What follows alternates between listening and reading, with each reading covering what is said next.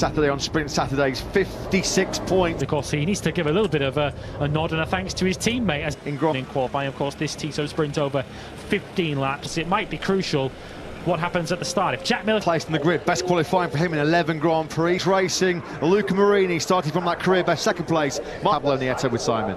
He is Pablo. The weather's bad luck with yellow flags, and Luca Marini really fast.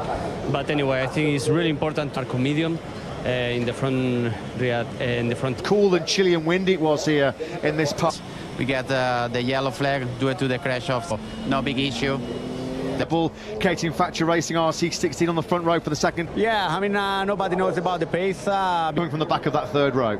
And Alicia Spargaro comes from so far this season, who once again came to this weekend carrying team.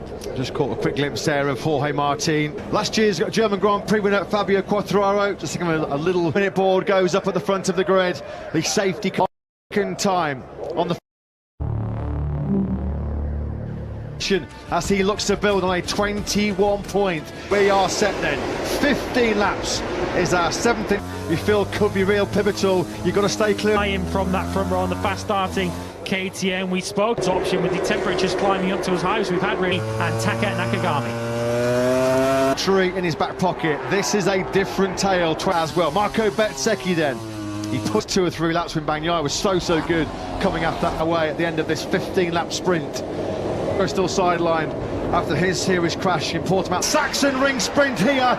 Luca Marini got a really good start. 2 Ducatis. Bagnaia will go the long way round there, as indeed he sweeps up the inside of Miller. Bagnaia in position A. Marco Bezzecchi there, 3 abreast there into turn 4. Yeah, that was Marini and Mark. Already picked up 2 spots in the first 7 corners. He started 7th. Gets alongside Bagnaia out of picture. Miller back in front. Years ago, they shared the factory Ducati garage for a couple of years. 40 kilometres an hour through that turn number 8. Here comes the fast starting, the hard. Bad starter on that first lap was Fabio Quartararo, down 3 from 12. That stop, he's not going to get that stop. And Miller and Martin, Bagnaia, Martin and Marini in that very tight narrow. Big delay, so watch out behind this trio of Ducatis. Here comes Brad Binder. Thought about showing Bagnaia his front wheel as they drop down through turn. So Marini and Martin, should I say, looking to impatient. Into that turn, Bagnaia just slams the door shut. Yeah, he's gone really wide, hasn't he, there, into that first corner in space of 30 minutes in qualifying this morning. He lost us already this weekend, haven't they? Famously yesterday, so there's a little bit of a gap, bit of clear track. Can he bring himself, and crucially Marquez, into the fray? In this new era of the TISO sprint in 2023, there's only that inside line, beautifully done. Line that up, coming through that high speed. 15 then now in 3rd. He got such a good slingshot, didn't he? Well, isn't he? He sends it at the inside of Bagnaia once again. Yeah, Martin, as they drop down through the second corner. Kiko has regrouped from a poor first couple laps. You can just see it now out of your picture. Frenetic action at this sprint. Bagnaia knows if he doesn't deal with Miller quickly, he'll have Marco Bezzecchi alone in that second split. They now through turn number 11. That's just in team, brilliant move on the inside of both Miller and Bagnaia. This was really close there, wasn't it, as well, between Martin and Miller. Where do you look? Miller was trying to keep the inside line, but it is now a leading group of 7 at the front. They're covered by the Michelin front tyre on there. The only riders currently. Very early performance in this sprint. That's what's bringing them back. How good Martin is. The corner speed he's able to carry through turns 8. Miller in 2nd. We've already seen where Miller's vulnerable on this lap. So Bagnaia through into 2nd place. Marini through that 3rd split. Martin was nearly half a second clear. Because Martin is asking big questions here. He's trying to make his clinical clear braking. To stretch this out, Bagnaia through the first sector was out of Bagnaia on this 6th lap. He is starting to check out here. He got through on the 6 corners, maybe knowing that Miller will be holding potentially. I was just about to say, it's been a shocking sprint for Marc Marquez so far. He lost out here. He's just set another fastest lap of this full second over the line. The gap between the top, a smidgen under 2 seconds. Marco Bezzecchi is just a second slower than Pecco Bagnaia, so Bezzecchi on that GP 23. Marc Marquez down in 10th position, made any progress either, still in 13th. Jonas Folger's then disappointment for him in his respect. There's confirmation of Folger, his retirement from this sprint over the line. That's 4, but once again, it's 3/10 slower than the brilliant Martin. Sort of territory at the moment. Bagnaia looks like he's got the measure of one of those looking to make progress in that second group, particularly given that championship. Pre-weekend in the pre-event press conference, he's not finished lower than 4th in the last 2 seconds. This was the key moment. Look at this on the inside of both Mick after all the rain we've had over the last couple of days. But who's still trying as he might to hold off this group, led by Marini. Big sprint podium in 7, and Pecco Bagnaia, of course, enjoying this new sprint era, aren't they? Martin again, Marc Marquez, who's having a pretty good tussle at the moment with.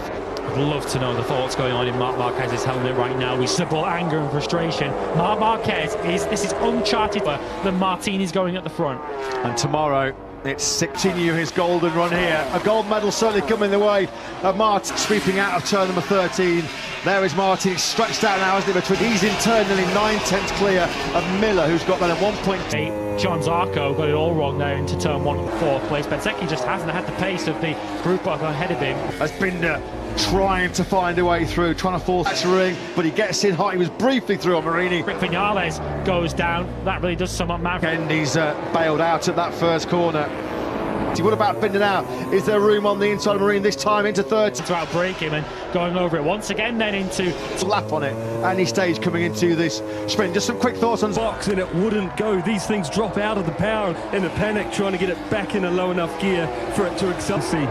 Yeah, good spot, that real good observation to explaining the early dramas for Johan Zarco about Marc Marquez.